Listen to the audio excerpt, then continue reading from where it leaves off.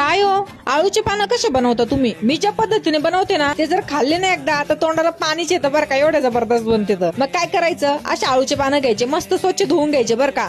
आणि नंतर काय करायचं, त्याला असे शिरा काढून घ्यायचे आणि थोडंसं बेलण्याने लाटून घ्यायचं, म्हणजे शिरा आहे ना अशा जागेवर दाबल्या जातात. नंतर मिक्सरच्या भांड्यात हिरव्या मिरच्या, लसूण आणि जिरे टाकून घ्यायचं आणि त्याला बारीक करून घ्यायचं बरं का. एका प्लेटमध्ये बेसन पीठ घ्यायचं. आता इथं मी अर्धा किलो घेतले बरं का. त्याच्यात मिरची टाकायची बारीक केलेली, तीळ टाकायची बरंच आणि मीठ टाकायचं आणि याला मिक्स करून आहे ना पाणी टाकून असं खलून घ्यायचं बरं का. आता इथं दुसरं मी काहीच टाकलेलं नाही, फक्त एवढंच टाकून करायचंय आपल्याला. आणि नंतर घ्यायचे लगेच आळूचे पानं बरं का, आणि त्याच्यावर ना असं बेसन पिठाची लेअर लावून द्यायची बरं का. असे पातळ पातळ लावायची, खूप असं जाड पण नाही लावायचे. नंतर आडवे तिडवे असे कसे पण ठेवून द्यायचे, छोटे मोठे किती पण असतात आपल्याजवळ तेवढे सगळे याच्यामध्ये असे बसून द्यायचे. छोट्याले असे मध्ये घालायचे, मस्त होते मग. असे कोणतेच वाचत नाही तर सगळे कुंड लावून द्यायचे, एकावर एक ठेवायचे आणि उलटे ठेवायचे बरं का पानं, आणि त्याच्यावर बेसन पीठ लावायचे बरं का. आणि असे 2-4 लेअर झाले का लगेच त्याला अशा घड्या घालायचे, म्हणजे असं त्याचा रोल बनवायचा मस्त पैकी असा हळूहळू बरं का. आणि बेसन पीठ जास्त पातळ नाही करायचं बरं का, नाहीतर मग हे सगळं असं रोल बनवताना बाहेर येऊन जातं ते. आणि नंतर मग परत अशा सगळ्या करून घ्यायच्या, छोट्या मोठ्या सगळ्या अशा कशा बी चालतात.